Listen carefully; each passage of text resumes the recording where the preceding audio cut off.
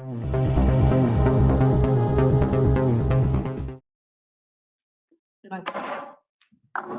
at this time, I'll call the meeting to order March 3rd, 2022 for the Dixon County Commission. Would you please stand and join in the flag salute? I pledge allegiance to the flag of the United States of America and to the republic for which it stands, one nation, under God, indivisible, with liberty and justice for all. On our agenda, we just have one item to add, and that is the applications for the Health Department grant. And with that addition, I will move that we approve the agenda as amended. I'll second it. We have the motion and the second for approval of the agenda. Any other discussion or question? All in favor say aye. Aye. Opposed, motion carries. The consent agenda includes the minutes of the February 24th meeting, also payroll of $341,736.43, abatements of $356.46, utilities $19,171.73. I move to approve the consent agenda. Second. We have the motion second for approval of the consent agenda. Any discussion? All in favor say aye. Aye. Opposed, motion carries. Commission comments, Ron. Did spend a little time earlier in the week, Monday, at the Chamber of Commerce in Harrington. Enjoyed visiting with the folks down there. Each Monday, end of each month, they'll have business people meet and kind of share ideas, get to know one another and work things out. So it's been a good deal. And also did attend the Thursday, I think it's Thursday, the retirement ceremony at the landfill the other day also. So that was good. Nice to see people spend 25 years working for the county and perform wonderful services for us. Okay, thank you. Craig? Nothing. Okay.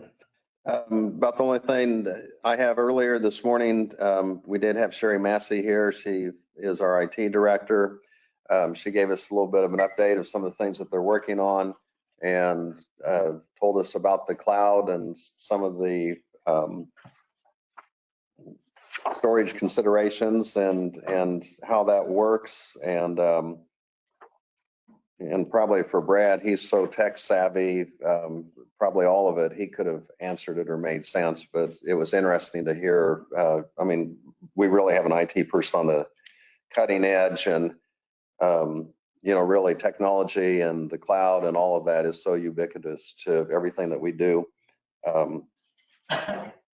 So anyway, I appreciate the work that she's doing. We also had an update on some of the things that are taking place and moving back into the courthouse. So that's all I have. We do not have any proclamations. We do not have any petitions. This would be the time for public comment if there were any questions or comments from the public on anything that is not on the agenda.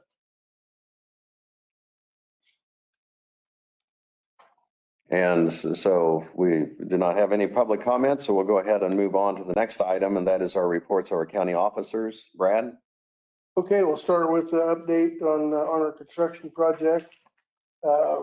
Your sheet's got a lot of details, and I'm not going to go into it all, but we're at the point where we're doing a lot of small stuff to kind of clean things up.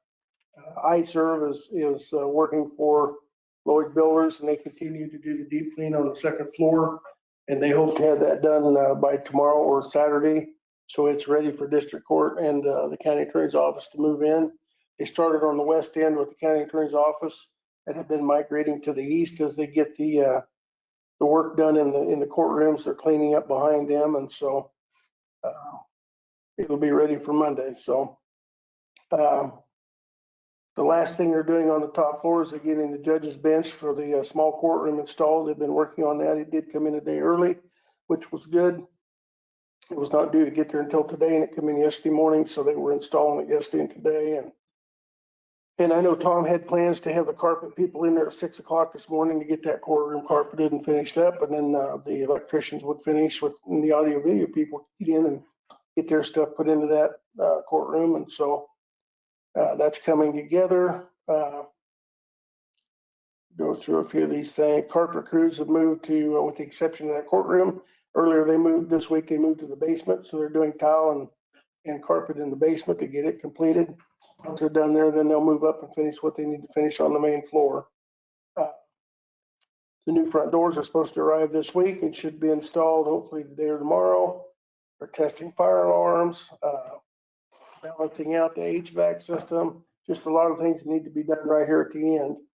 This morning, the electricians had asked that we didn't park in the parking lot next to the bollards. They were installing the parking lot light posts and lights, getting those put in around on the east and the south side, well, all the way around on the north side too, getting those mounted down and getting those wired. So, and then just a few little, we still got a few little things in the jail that they're working on, but to get taken care of.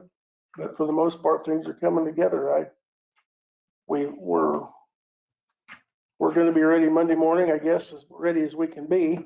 We may not have everything completed for the top floor, but it's going to be functional. And it will be as functional as what they've had at Sterling Hall for the last 14 months. So if we don't have everything up and going, it will be done shortly after that.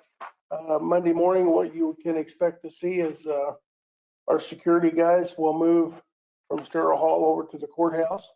There'll be a lot of movement in and out. All the moving activities will go in the old main entrance, which is our west entrance, and the sheriff's department normal business will use the new main entrance.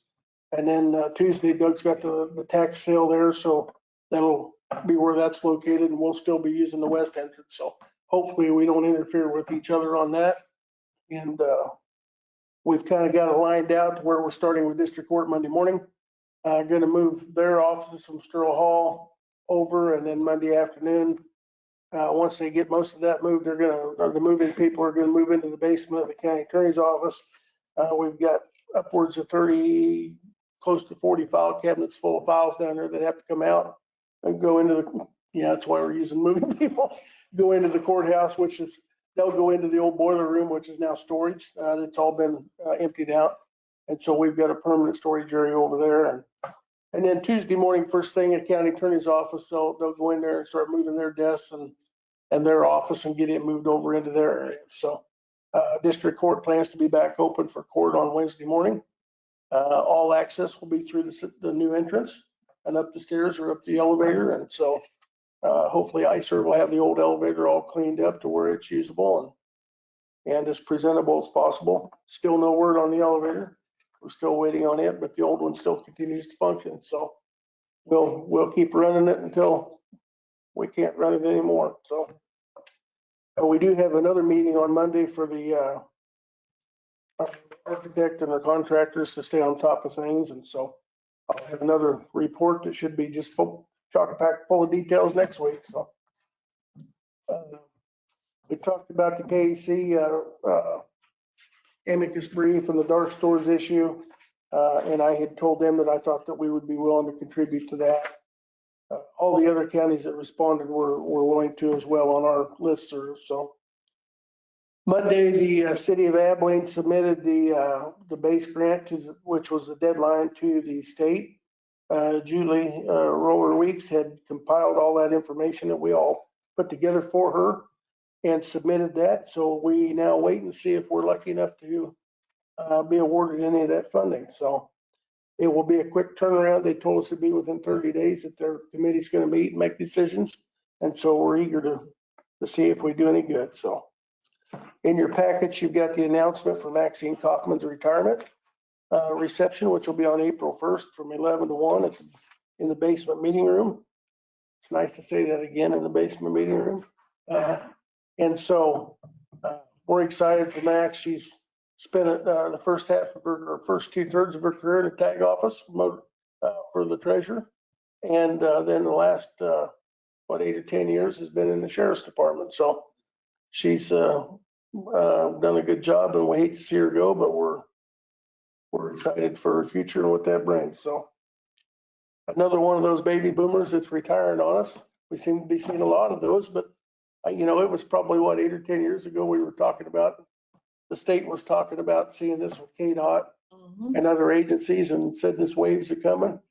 Well, this is the wave, folks. So the year-to-date staffing reports you've got in your packet. As you can see, we've had some changes, some of which you're aware of, some you may not be, but of course those include everything from retirements to resignations to terminations. So hired to fill some of those vacancies so far. Some of them are still looking for. but it's been fairly active. So for whatever reason, I don't know why, but it seems to be the norm nowadays. The year-to-date budget reports, has, we've had her doing other things, so she hasn't had a chance to get that done, so we might have those for next week. We were out, Tuesday when we went out, Monday or Tuesday, I guess. You went out. The whole week's kind of gelled together. I had the department heads that are involved in the move all meet out at the transfer station to look over our stuff that we've got piled in there to try and, I guess, get a mental plan in place for how we're going to get it out of there in an organized fashion, if there is any organization. And while we were out there, Chancey noticed a white sunlight dot on the north wall. We thought, where's that coming from? So we started looking up. Well, in the warehouse, we've got, I think, 6 or 8 sheets of that sunroof plexiglass. And there's hail holes all over it that we didn't know about. And they just look like, quarter-size holes. And one of them, the light was shining through, and he just happened to notice it on the wall. So we've filed a claim with K-Camp. I think what we've decided we're going to do, this is the second time we've had that with that type of material. We're going to have the roofers come in and put tin on it. We don't need to have those skylights. And then the lights, we have 4 of those big, I call them high pressure sodium lights that you turn on like in a gymnasium. They take 30 minutes to light up.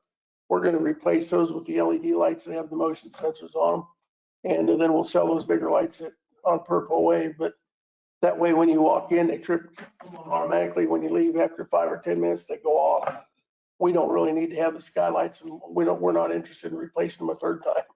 So at any rate, that had to have happened last summer sometime. We haven't had rain to know that it was going to leak for, seems like a decade. And so we're going to try to get those replaced here as soon as we can. So it's always something. We talked about the change in value notices going out. As a courtesy, Lisa had Kathy put an article together, an announcement. We put that out, and obviously people have read that. But the good thing is we're seeing growth in the county. We're seeing positive effects on real estate and commercial real estate property. We wouldn't be in a very good economy if our valuation was going down. And we all want a strong economy. We've got that, probably stronger than we've seen in a long time, but that comes with things like an increase in our values.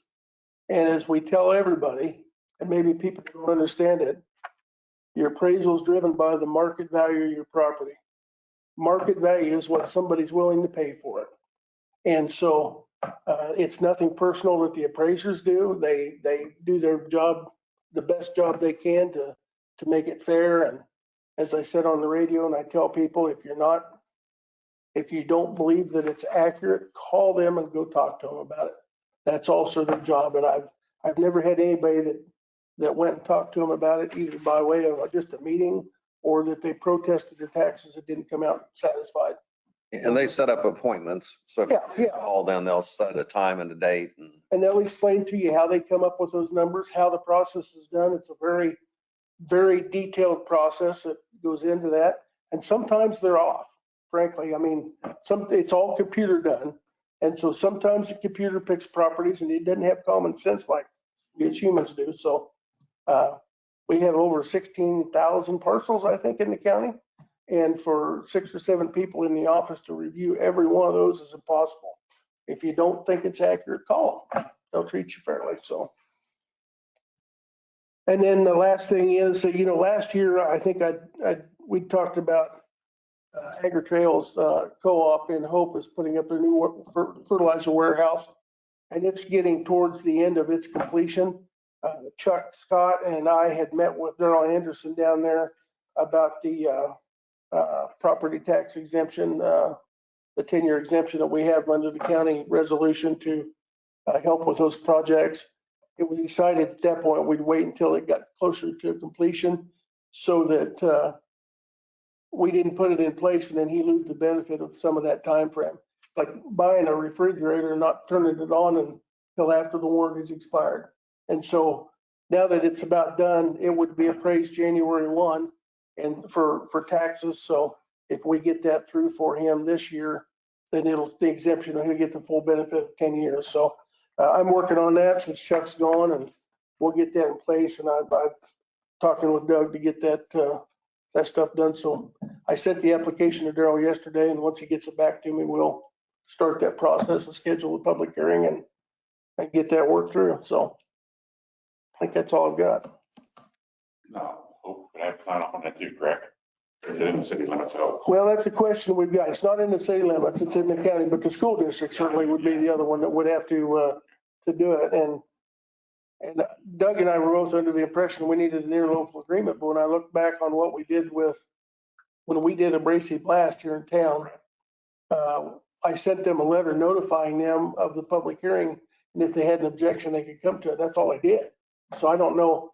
I reviewed the statute, which is kind of dangerous, but it doesn't say that it requires it that I could see. So I'm having our legal guru tell us what we need to do and give him time to review that. So it's early enough in the year, we've got time to work on it. So, but I just didn't want to get caught and forget about it and get down to the end of the year and not get it to voters so that it could be reviewed and scheduled for their docket, because they take time to get it done. So. And that was part of a little bit different, but follow up on your comments as far as the appraiser's office. If something isn't resolved here at the local level, individuals or companies can take it up to the next level for the board, the state tax appeals of it. And then the other thing is we always get a report and have for many years where the state reviews the accuracy and how close the appraisers are. So there's a benchmark and threshold that they're supposed to obtain. And we've always had a high level of accuracy. Yes. I mean, it doesn't mean it's perfection, but there's been a high level of accuracy, which is, something they strive for. And we do as a county. That's their compliance report, and they have to be within 90 to 110% accurate in that 20% range. So, and they're always real close to 100%. They do an excellent job. So. Okay, Doug. Tomorrow in Junction City, we have the interviews to fill the judge's position here in the 8th Judicial District, but it would be for a magistrate to be assigned here in Dickinson County. And so that starts at 9 o'clock tomorrow, and by the end of the day, we should have a judge selected. There's some excellent applicants for it.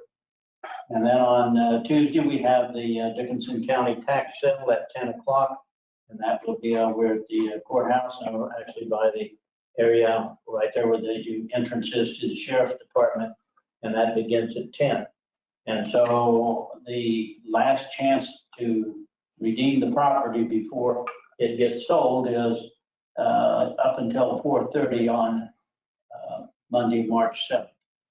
They advised that they would be open even though they're in the process of moving, and that would be the last opportunity. We'll do the sale on 10 o'clock on March the 8th. That's all I've got. Okay, thank you. As far as on notices and communications, we did have the county news that we received. We also had a thank you from Elizabeth Weiss on behalf of the Community Foundation, and at our direction, Brad had visited with her, and we were directing $12,000 that they will be kind of taking the lead on that to get to various organizations.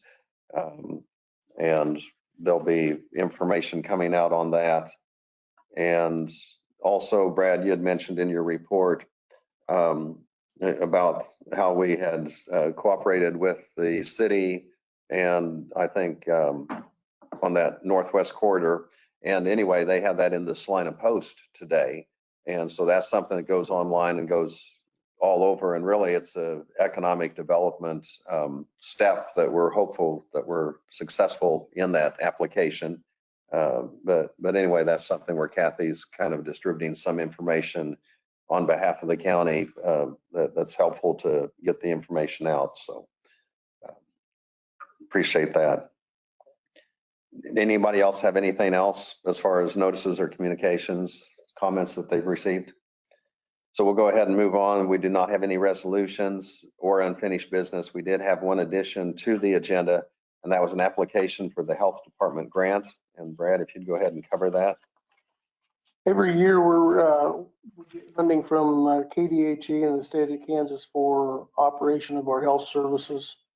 And that ranges from vaccinations to childcare licensing, chronic disease risk reduction, things of that nature.